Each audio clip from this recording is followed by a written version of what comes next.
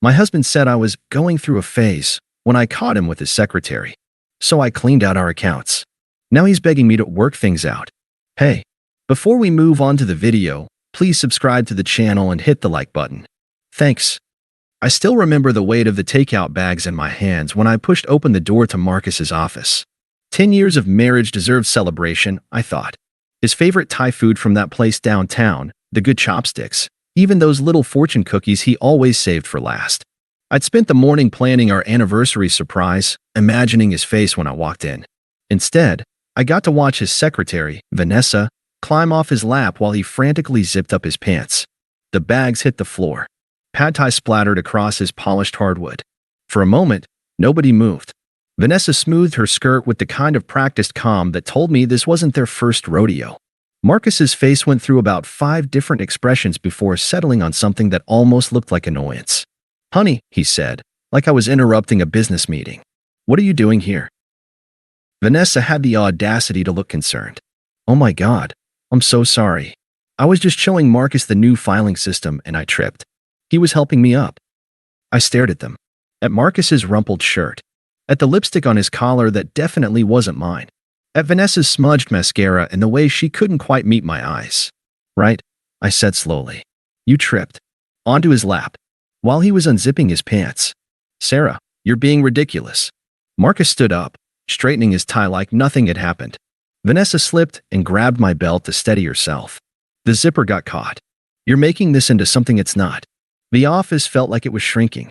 I could hear the hum of the air conditioning, the distant sound of traffic outside, the thundering of my own heartbeat. 10 years of marriage, and this was how I found out. "I should go," Vanessa said, gathering papers from Marcus's desk with shaking hands. "Happy anniversary, by the way. 10 years is such a milestone." She knew. She fucking knew what day it was. I watched her leave, her heels clicking against the hardwood, stepping carefully around the spilled food. Marcus waited until the door closed before turning back to me with that expression I'd seen 1,000 times. The one that said I was overreacting, being emotional, making mountains out of molehills.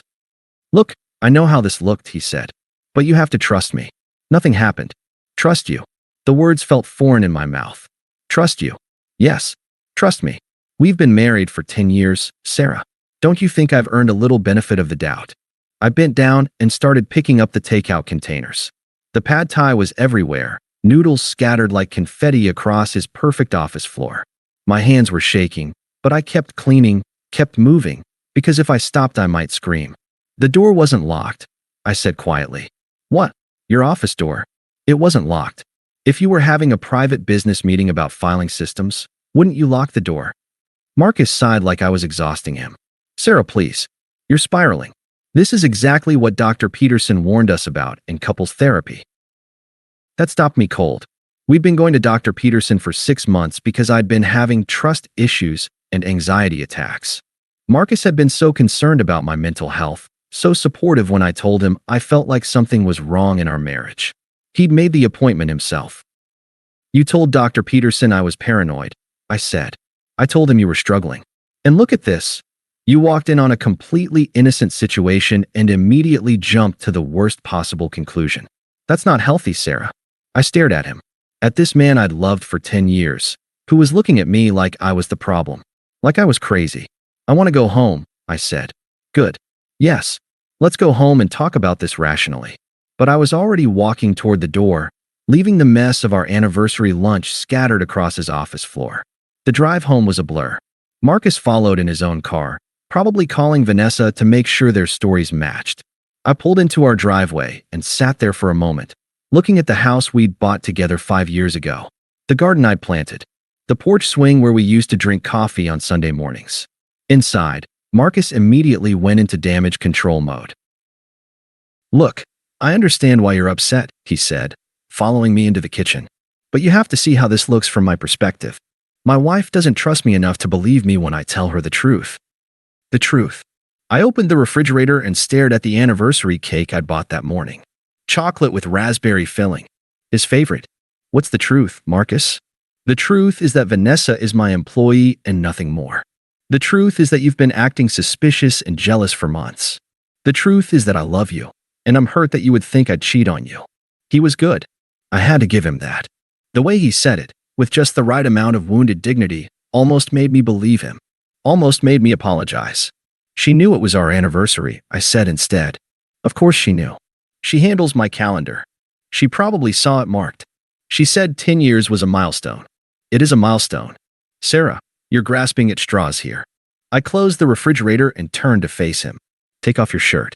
What? Take off your shirt. If nothing happened, there won't be any marks. Any scratches. Any evidence. His face went pale. I'm not going to strip for you like some criminal. The fact that you're asking proves exactly what I'm talking about. This paranoia is destroying our marriage. Our marriage, I repeated. Right. That night, I lay in bed staring at the ceiling while Marcus slept beside me. Or pretended to sleep. I could tell by his breathing that he was awake, probably wondering if I believed him. Probably planning his next move. I thought about Dr. Peterson, who'd spent 6 months telling me my instincts were wrong. I thought about all the late nights Marcus had been working. All the business trips. All the times I'd felt like something was off and been told I was imagining things. I thought about Vanessa's smudged mascara and practiced calm. At 3 in the morning, I got up and went to Marcus's home office. His laptop was still open, password protected, but I knew his passwords. He'd never been very creative. Our anniversary date, our address, the name of our first dog. It took me 20 minutes to find what I was looking for. Bank statements. Our joint checking account, which I rarely looked at because Marcus handled the finances. Rent payments. Monthly rent payments to an address I didn't recognize. $800 a month for the past year and a half. I cross-referenced the address online. A luxury apartment complex downtown. The kind of place a secretary could never afford on her own salary. My hands were shaking as I dug deeper. Credit card statements. Jewelry purchases. Restaurant charges for places I'd never been. Hotel rooms booked on nights when Marcus claimed he was working late at the office. A paper trail of a double life, paid for with our money. I printed everything. Every statement, every receipt, every piece of evidence that proved what I already knew in my gut. Then I put it all in a folder and went back to bed. Marcus was still pretending to sleep. The next morning, he acted like nothing had happened. Made coffee, kissed my forehead, asked if I was feeling better. Like I was the one who'd done something wrong. I have a therapy appointment with Dr. Peterson today, I said over breakfast. Good. I think that will help. Do you want me to come with you? No. I think I need to work through some things on my own. He looked relieved. Dr. Peterson's office smelled like vanilla candles and false concern. I'd been coming here for 6 months, talking about my trust issues and anxiety, letting him convince me that my marriage problems were all in my head. How are you feeling today, Sarah? He asked, settling into his leather chair with his clipboard. I'm feeling like I need to ask you something, I said. When a patient's husband refers them for therapy because of trust issues, do you ever consider that maybe their trust issues are justified? Dr. Peterson shifted uncomfortably. What do you mean? I pulled out the folder of bank statements and placed it on the coffee table between us. I mean, what if the patient isn't paranoid? What if they're just married to a liar? His face went white as he looked through the papers. Page after page of evidence. Apartment rent. Hotel bills. Jewelry purchases that never made it home to me. Sarah, he said slowly, I think we need to discuss what you plan to do with this information. What I plan to do, I repeated. Not whether it changes your assessment of my mental health. Not whether you owe me an apology for spending 6 months telling me I was crazy. Just what I plan to do. These are serious accusations. These are bank statements. From accounts with my name on them. Paid for with money I helped earn. There's nothing accusatory about math, Dr. Peterson. I stood up and gathered the papers. I won't be needing any more appointments. Turns out my instincts were fine all along. The next stop was my lawyer's office. Janet Morrison had handled the legal work when we bought our house. She was sharp, no nonsense, and had no patience for cheating husbands. How long has this been going on? She asked, reviewing the bank statements. At least 18 months, based on the apartment rent. Probably longer. And he's been paying for her apartment with joint funds? Every month. $800. Janet leaned back in her chair. Sarah, I need to ask you something important. How quickly do you want to move on this? What do you mean? I mean, do you want to confront him first? Try counseling? Or do you want to file for divorce and freeze the accounts before he realizes what's happening? I thought about Marcus's face yesterday. The practiced way he'd lied to me. The months of gaslighting, the therapy sessions where I'd been made to feel crazy for trusting my own eyes. Freeze the accounts, I said. All of them. Every single one. Janet smiled. It wasn't a nice smile. I like the way you think. We spent 2 hours going through everything. Joint accounts, credit cards, investment portfolios, retirement funds. Marcus had made one critical mistake. In his arrogance, he put everything in both our names. Probably thought I was too trusting, too naive to ever check. We'll file the paperwork tomorrow morning, Janet said. By the time he gets to work, every account will be frozen pending the divorce proceedings. He won't be able to touch a penny without court approval. What about Vanessa's apartment? That rent payment will bounce. She'll probably get an eviction notice within the week. I felt something cold and satisfied settle in my chest. Good. That night, I cooked Marcus's favorite dinner. Steak, mashed potatoes, green beans. Opened a bottle of the wine we'd been saving for a special occasion. Set the table with our good china. He was suspicious the moment he walked in. What's all this? He asked. I wanted to apologize, I said. For yesterday. For not trusting you. You were right. I have been paranoid. The relief on his face was almost comical. Oh, honey. I'm so glad you're feeling better. Dr. Peterson really helps, doesn't he? He does. He helped me see things very clearly. We ate dinner like a normal couple. Marcus told me about his day, his meetings, his projects. I smiled and nodded and asked follow-up questions. He never mentioned Vanessa, but then again, he wouldn't. I love you, Sarah, he said over dessert. I know things have been hard lately, but we're going to get through this. I know, I said. We're going to get through this. The next morning, Marcus left for work humming. Actually humming. I waited until his car disappeared around the corner, then called in sick to my own job. I had paperwork to file. The courthouse was busy, but Janet had prepared everything.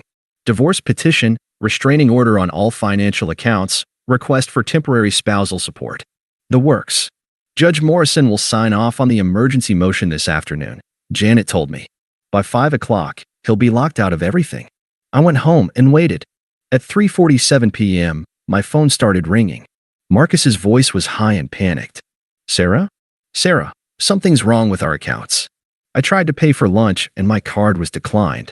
I called the bank and they said the accounts are frozen pending divorce proceedings. I finished calmly. Silence. Long, terrible silence. Divorce, he said finally. Divorce. Sarah, we can work this out. Whatever you think happened. I know what happened, Marcus. I know about the apartment. I know about the hotels. I know about all of it. More silence. I could practically hear him calculating, trying to figure out how much I knew and how much damage control he'd need to do. Where are you? He asked. I'm at home. Packing. Don't do anything crazy. I'm coming home right now. No, I said. You're not. There's a restraining order. You come within 500 feet of this house and you'll be arrested. The line went dead. He tried calling back 17 times. I let every call go to voicemail. Then I turned off my phone and finished packing. My sister Emma helped me move my things to a storage unit. She didn't ask many questions, just loaded boxes and gave me fierce hugs when I needed them. You sure about this? She asked as we loaded the last box into her truck. I've never been more sure of anything in my life. The next few days were a blur of legal meetings and paperwork. Marcus tried everything. Flowers delivered to my work, emails full of apologies and explanations, even showing up at Emma's house until she threatened to call the police. His story kept changing. First, nothing had happened with Vanessa. Then, something had happened, but it was only once and he was drunk and sorry. Then, it had been going on for a while, but he was ending it and wanted to save our marriage. He never once admitted to the apartment. Never acknowledged that he'd been stealing from our joint accounts to fund his affair. Never apologized for the months of gaslighting and making me think I was losing my mind. The real blow came when Janet served papers to his office. Not just the divorce papers, those were expected, but the demand for financial records, the asset disclosure forms, the request for spousal support based on his salary. See, Marcus had made another mistake. He'd been hiding money. Salary bonuses, stock options, consulting fees, all tucked away in accounts I'd never known about. The financial disclosure process would uncover everything. He's been hiding assets, Janet told me over coffee a week later. Significant assets. This isn't just about the affair anymore, Sarah. This is about financial fraud. How significant? enough that he could be facing criminal charges if we decide to pursue it. I thought about that. About Marcus in handcuffs, his reputation destroyed, his career over. A year ago, the idea would have made me sick. Now, it just made me tired. What would you recommend? I asked. Honestly? Use it as leverage. Get everything you're entitled to in the divorce and let the criminal stuff go. You'll come out ahead financially, and you won't have to spend years in court. And Vanessa? Janet's smile was sharp. Vanessa got evicted 3 days ago. Word is she's staying with her sister in New Jersey. Turns out Marcus wasn't her only client. Think about it, Sarah. A secretary's salary doesn't pay for designer handbags and luxury apartments, even with a generous benefactor. The other wives were starting to ask questions. The pieces clicked into place. This wasn't a simple affair. This was a pattern. Marcus wasn't Vanessa's boyfriend. He was her customer. I felt something like relief wash over me. This wasn't about love or our marriage falling apart. This was about Marcus being stupid enough to pay for sex with our money. The divorce proceedings moved quickly after that. Marcus's lawyer kept pushing for mediation, for settlement conferences, for anything that would keep the details out of public record. My client is willing to be very generous, his lawyer said during one particularly tense meeting. Full spousal support, split of assets, even the house. He just wants to move forward amicably. Amicably, I repeated. That's interesting, considering he spent 18 months lying to my face and stealing from our joint accounts to pay his prostitute. Marcus flinched at the word prostitute. His lawyer looked uncomfortable. Those are serious allegations, the lawyer started. Those are documented financial transactions, Janet interrupted. Monthly payments to Ms. Chin's apartment, hotel rooms booked during alleged business trips, jewelry purchases that never made it home to my client. We have everything. In the end, Marcus gave me everything I asked for. The house, the cars, half his retirement account, and enough alimony to live comfortably for the next 5 years. In exchange, I agreed not to pursue criminal charges and to sign a non-disclosure agreement about the intimate details of our marriage. I signed it happily. I had no interest in telling the world about Marcus's pathetic midlife crisis. I just wanted him gone. The final hearing was on a Tuesday morning in October. Marcus looked terrible, thinner, grayer, like he'd aged years in the past few months. He kept glancing at me across the courtroom, but I focused on the judge. The court finds that the marriage is irretrievably broken, Judge Morrison said. The divorce is granted. Just like that, 10 years of marriage were over. Afterward, in the parking lot, Marcus tried one last time. Sarah, wait, he called as I walked toward my car. Can we talk? Just for a minute. I turned around. He looked desperate, defeated. Nothing like the confident man who'd zipped up his pants in his office 6 months ago. What's left to talk about, Marcus? I made mistakes. Big mistakes. But what we had was real. 10 years doesn't just disappear. You're right, I said. 10 years doesn't disappear. But it can be completely destroyed by 18 months of lies. I know you hate me right now. I don't hate you, I said, and realized it was true. I don't feel anything for you at all anymore. That's worse than hate, isn't it? His face crumpled. Sarah, please. I love you. I've always loved you. The thing with Vanessa, it wasn't about love. It was stupid. It was meaningless. Meaningless. I pulled my car keys from my purse. You spent $18,000 of our money on something meaningless. You put our marriage through therapy because I had the audacity to trust my instincts. You made me feel crazy for 6 months because I knew something was wrong. I can make it up to you. We can start over. I'll do anything. You can't start over after this, Marcus. You can't unlie to someone. You can't ungaslight them. You can't unsteal from them. I opened my car door and paused. You know what the saddest part is? If you'd just been honest with me 2 years ago, if you'd said you were unhappy or wanted something different, we could have gotten divorced like adults. Instead, you turned me into the villain of my own marriage. You made me doubt my own sanity. That's not something you come back from. Sarah, goodbye, Marcus. I drove away without looking back. 6 months later, I was in my garden planting tomatoes when my phone rang. I almost ignored it. Saturday morning was my time, peaceful and quiet in the house that was finally, completely mine. But the caller ID said Marcus's name, and curiosity got the better of me. Sarah. His voice was different, smaller. I know I'm not supposed to call you, but I needed to. I wanted to tell you something. What? Vanessa's pregnant. I sat back on my heels, dirt on my hands, sun on my face. Congratulations. It's not. I mean, I don't know if it's mine. She was seeing other guys too. Other clients. But she says it is, and she wants child support, and my lawyer says I have to take a paternity test.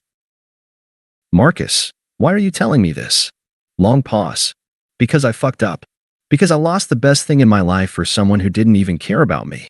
Because I destroyed everything good I had, and now I'm stuck with the consequences. I pulled off my gardening gloves and stood up, brushing dirt from my knees. You are stuck with the consequences. That's how consequences work.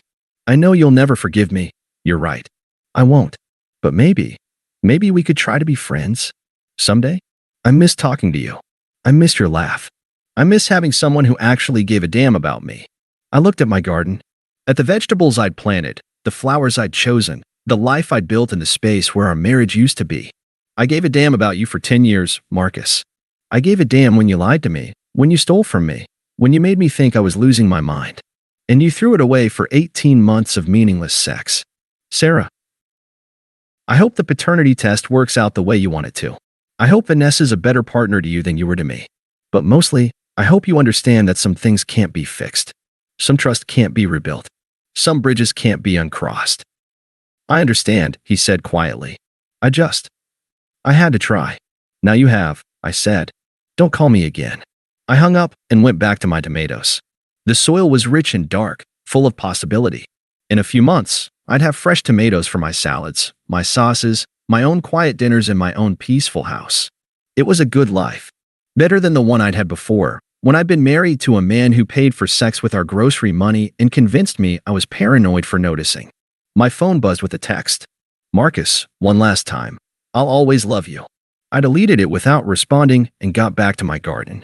Some conversations don't deserve an ending. Some people don't get to have the last word. The tomatoes, on the other hand, were going to be spectacular. Thanks for watching. Make sure to subscribe to the channel and hit the like button.